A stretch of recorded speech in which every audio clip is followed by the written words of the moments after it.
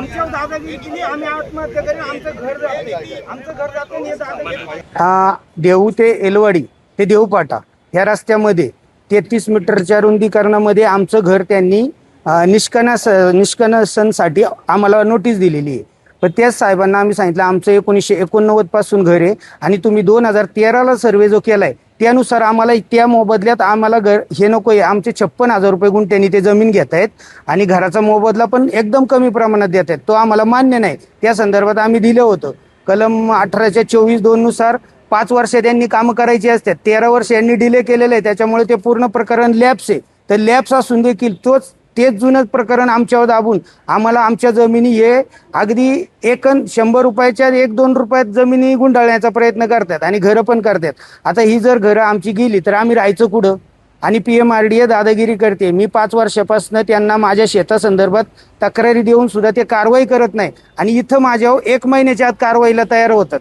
5-5 वर्ष तिकडं 2 नंबरवाले प्लॉटिंगवाले भांडवलदार गुंडांची कामं करतात. पोलीस स्टेशनपासून सर्व प्रशासन यंत्रणा त्यांच्या मागे आहे.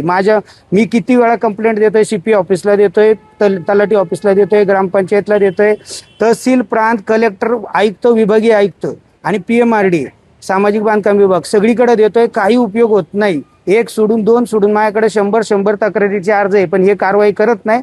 आणि आता आमचं घर पाडा येतात ते बी एकदम कमी पैशामध्ये. त्यामुळे मी उदय साहेबांना सांगितलं की तुम्ही जर असं करणार असेल तर आम्हाला याच्याशिवाय पर्याय नाही. तुम्ही कुठलं प्रशासन आम्हाला दाद देत नाहीये तर आम्ही काय करायचं? आमच्या पुढे पर्याय काय? कुणीच ऐकत नसेल आमचं तर आम्ही काय करणार? आमच्यावर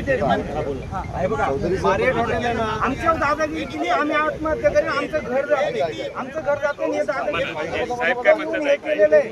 मी आज टीव्हीवर सांगतो, लाईव्ह सांगतो.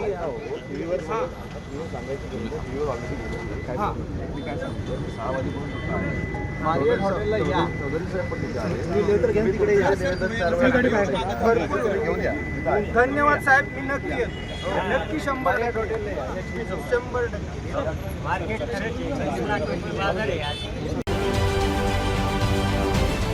महाराष्ट्रातील सर्व बातम्यांचे विश्वासार्ह व्यासपीठ.